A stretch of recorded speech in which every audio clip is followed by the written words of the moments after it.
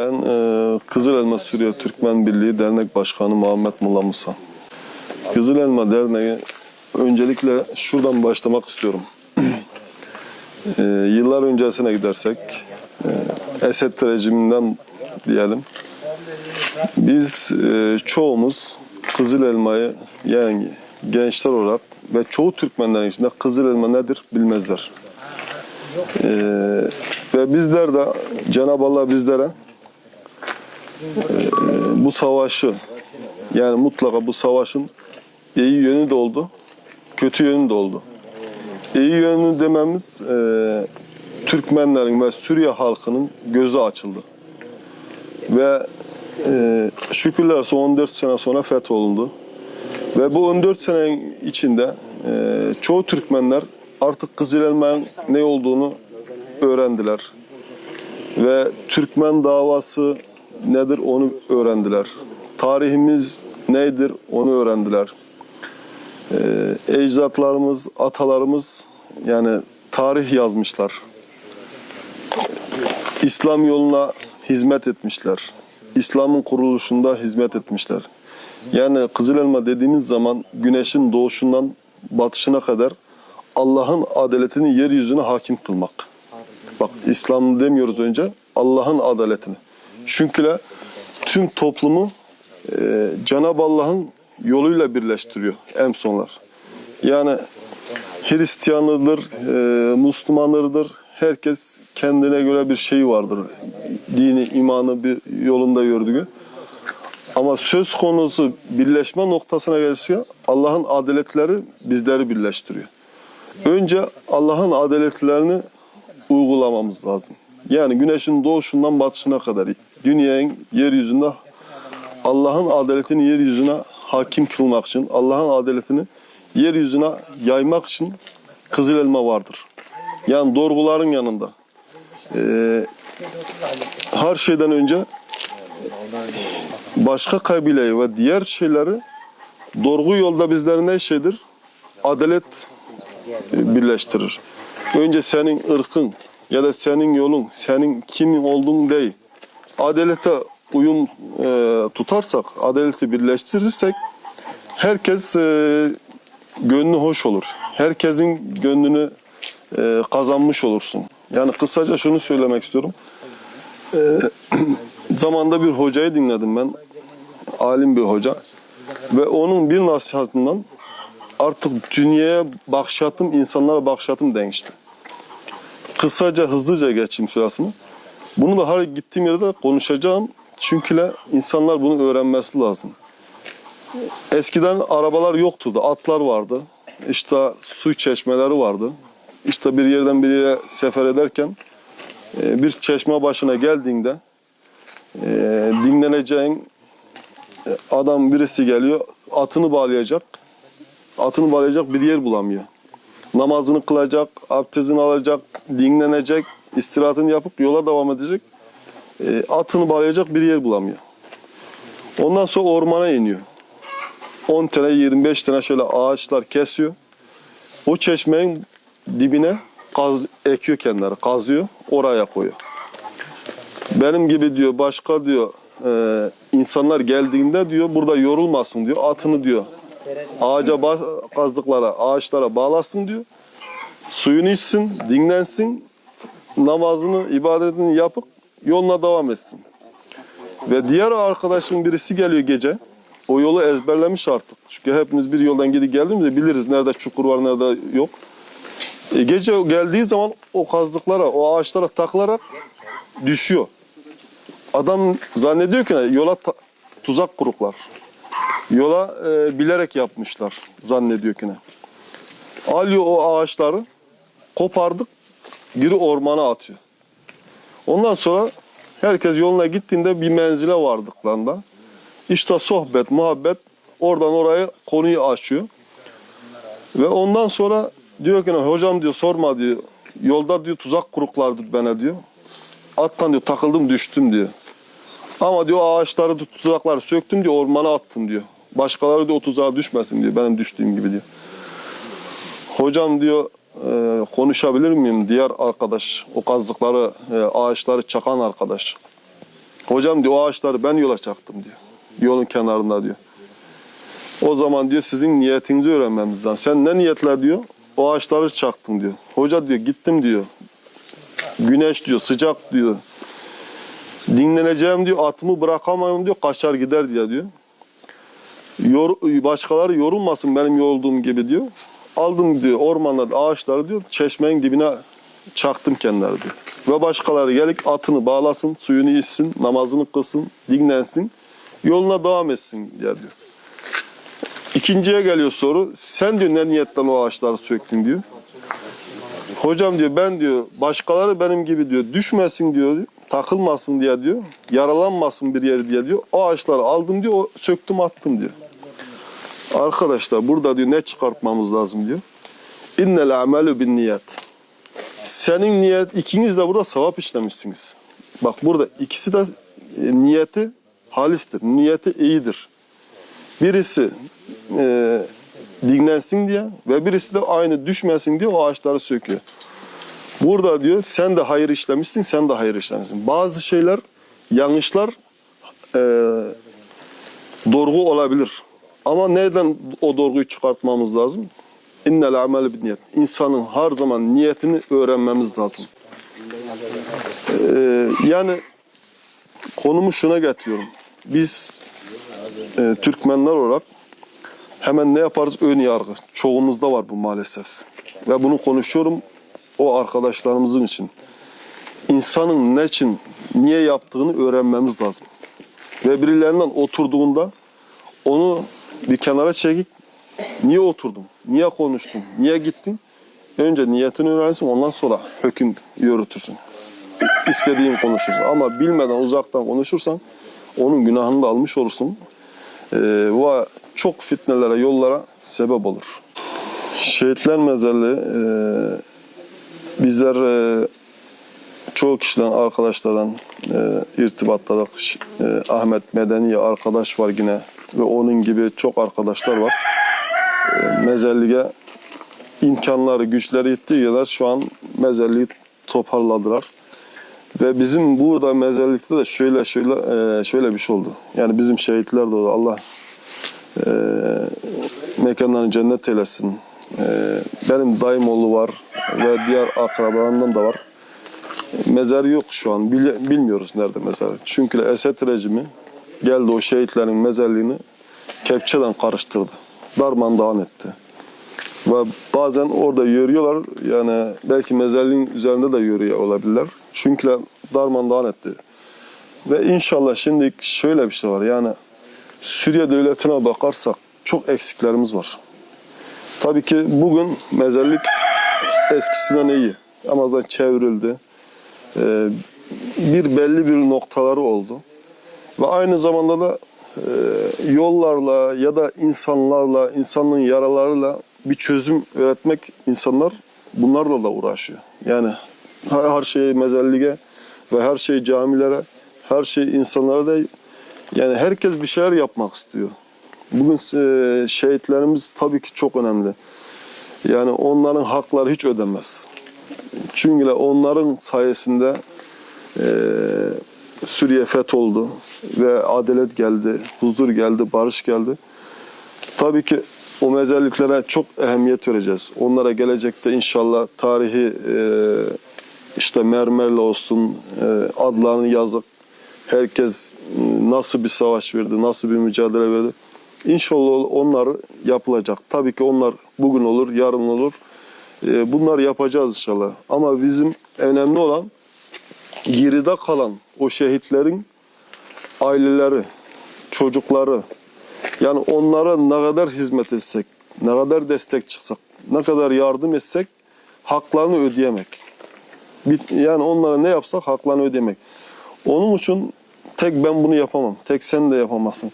Bunu her Türkmen, dava adamları, hizmetkar adamları, isimsiz kahramanlar bunlara yardımcı olması lazım. Ve bunların çocuklarını geleceğe yetiştirmesi lazım. Ve devletin yerinde önemli kişiler olmaları lazım. Aynı gazilerimiz gibi yani.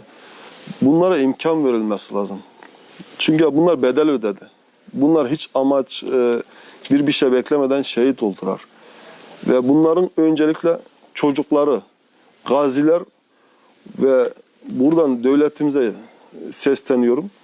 Bunların öncelik görülmesi lazım. Çünkü insanların zoruna gidiyor.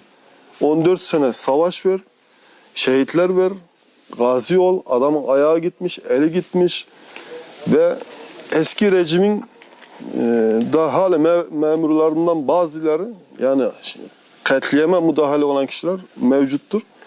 Onlara imkan verileceğine bunlara imkan verirsin, bunlara değer verirsin. Çünkü insan, ya biz 14 sene mücadele verdik, savaş verdik diyor. Adam zoruna gidiyor. Yani kendine değer verilmiyor, kıymet verilmiyor, ehemmiyet verilmiyor. Ve onlar ehemmiyet verirken ister istemez çok zoruna gidiyor, ağrına gidiyor. Biz niye o zaman elimizi ayağımızı verdik? Niye çocuklarımızı verdik? Niye şehitlerimizi verdik? Budur mu sonucumuz? İnşallah zamanla bunlar hep düzelir. Ve inanıyorum yeni devletimiz çalışıyor.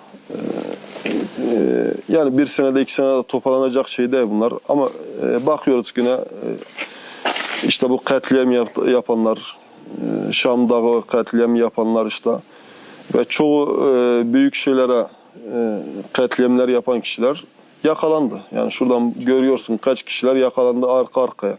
Demek ki şunu kanıtladı bizim devlet. Yatmıyor. Yani uyumuyorlar.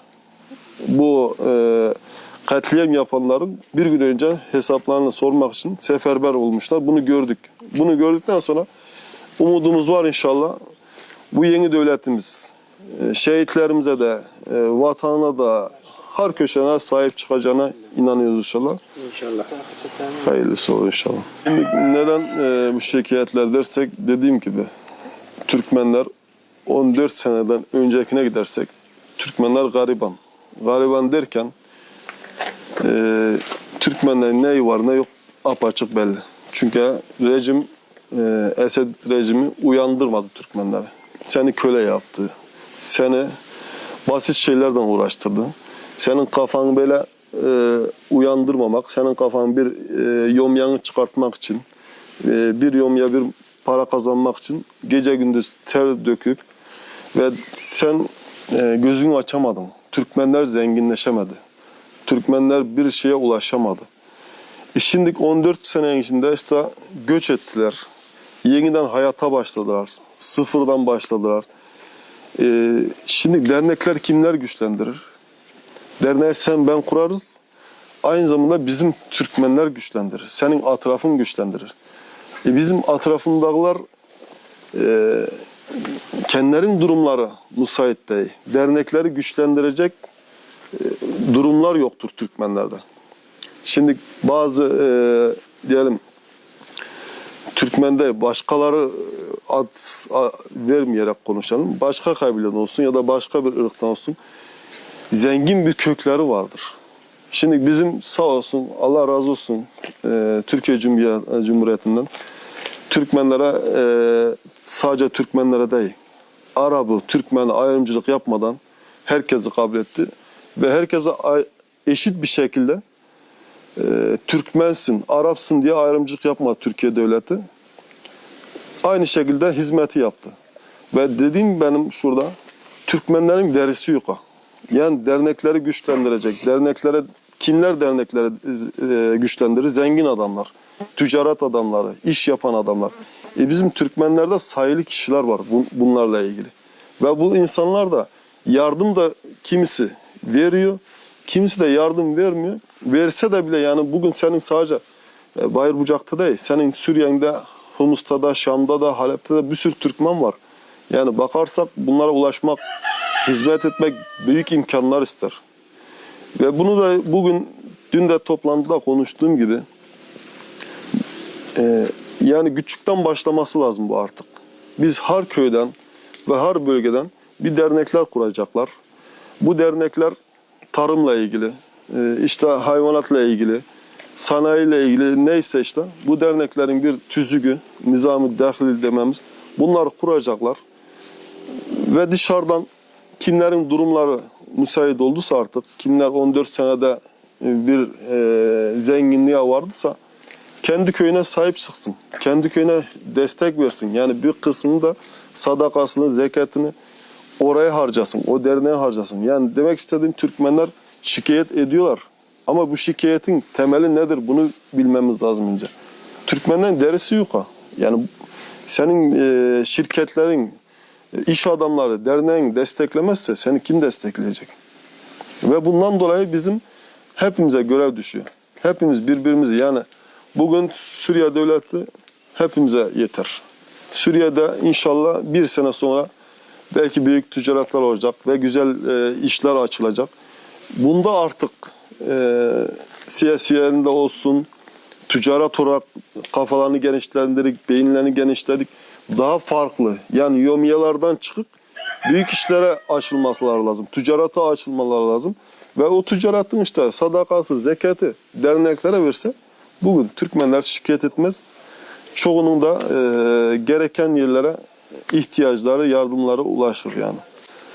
Ve biz şöyle yaptık. Kapımıza gelen Arap'ı da, Türkmen'i de hiç kimseye ayrımcılık yapmadan biz şunu da her zaman konuştum. Bugün biz bu derneğin adı Suriye Türkmen Birliği Derneği. Biz buna sadece Türkmenlere hizmet etmeyeceğiz.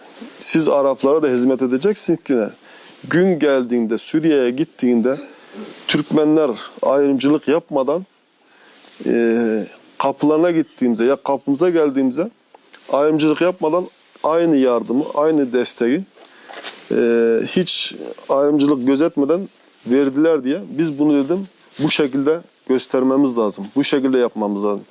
Şimdi biz belki başka bir isim kursak, belki Arap arkadaşlarımıza, kardeşlerimize yardım etsek bilmeyecekler bizim Türkmen olduğumuzu. Ve o isim, o Türkmen adı orada var ama o yardımlar ya da destekler ya da işte geleceğe bir yönelik bir çalışma yaparken, istişare yaparken valla Türkmenler sağ olsunlar bak bizi davet ediyorlar, oturuyorlar bizlerden ayrımcılık yapmadan ve geleceğe hazırlıklı bir şekilde hep bu şekilde çalıştık biz ayrımcılık yapmadan. Biz Suriye Türkmen Birliği derneğimiz var ama aynı zamanda biz Araplarla hep iletişimdeyiz. Türkmenlerden iletişimdeyiz. Biz bağları güçlendirmemiz lazım. Çünkü Esed rejimi Türkmenleri ve Türkleri her zaman kötü gösterdi. İşgalci diye gösterdi, şu gösterdi. Ve 14 yılın işte dedim bu savaşın iyi yönde kötü yönde oldu. Çünkü Türkiye'ye geldi, Araplar gördüler. Türkiye hiç ayrımcılık yapmadı. Bugün Türkiye ne zaman çıktı Türkmen dedi. Suriyeli kardeşlerimiz dedi. Suriyeli göçmenlerimiz dedi. Ve bunu da Araplar gördüğünde evet dedi Türkiye devleti Türk vatandaşlığı verirken Araplara da verdi, Türkmenlere de verdi. Ayrımcılık yapmadı. Bugün Arapların bir şeyine bakarsın vatandaş olmayıp olanlar var. Türkmenlerin bir kısmı vatandaş olup olmayanlar var. Ve Türklerin bu özelliği vardır. Adalet her şeyden önce adaleti uygulamamız lazım ve Türkiye devleti adalet bir şekilde yürüdüğü için bu kadar güçlü şekil bu yerlere ulaştı. Yani bazıları çıkardı işte Türkmen demesi bence tabii ki mantıklı değil. Çünkü o da Müslüman, bizler de Müslümanız. Demek istediğim uzun lafın kısası, Araplar Türkmenlerin de ne olduğunu bildi. Türk devletinin de ne olduğunu bildi. Ve işte Suriye'nin yani bu savaşın iyi yönü artık Araplarla Türkmenlerin bağını güçlendirdi. Bugün belki bizlere yine fitne ekenler olacak. Yok işte şu illetlidir, yok şu Arap'tır, yok şudur. Biz ama Araplar, Türkmenler artık birbirlerini öğrendiler, birbirlerine kilitlendiler, birbirlerine bağlandılar. Tarih boyunca artık kim ne oldu her şey belli oldu. Ve bundan sonra hepimize görev düşüyor. Bu devleti kurmaya ve bu insanlara destek çıkmaya ve geleceğini kurmak için doğru hedeflere, doğru iletişimlere yönlendirmemiz lazım. Yani doğru iletişim, doğru konular konuşulursa her zaman her şey çözülür. Ama birilerinin çıkarı için, birilerinin manfaati için ya da benim kafama böyle işime geliyor, ben böyle konuşmam lazım, böyle yönlendirmem lazım. Kin, nefrete giderse hiçbir yere varamaz. Ne o yapan kişi ve insanlar olarak hiçbir yere varamaz. Doğru iletişim her zaman doğruya yönlendirir. Sağ olun. Buradan da ben de sizlere öncelikle teşekkür etmek istiyorum. Ve bu Türkmen TV bizim için çok önemlidir. Ve sizler de Türkmen TV'yi desteklemek için, güçlendirmek için emek vermişsiniz. Kiminiz Humus'tan gelmişsiniz ve her yerlere gidiyorsunuz. Bizler de inşallah sizlerden temennimiz başarılarınız inşallah daim olur. İnşallah bu Türkmen TV güzel iletişim ve doğru iletişimlerle, doğru hizmetlerle insanların acısını, dertlerini dünyaya duyurur inşallah. Ve Türkmenler inşallah bu Türkmen TV'nin yoluyla, arkasıyla, desteğiyle çözümlere ulaşırlar inşallah. تركمان تيفي عدسة تروي وصوت يوثق.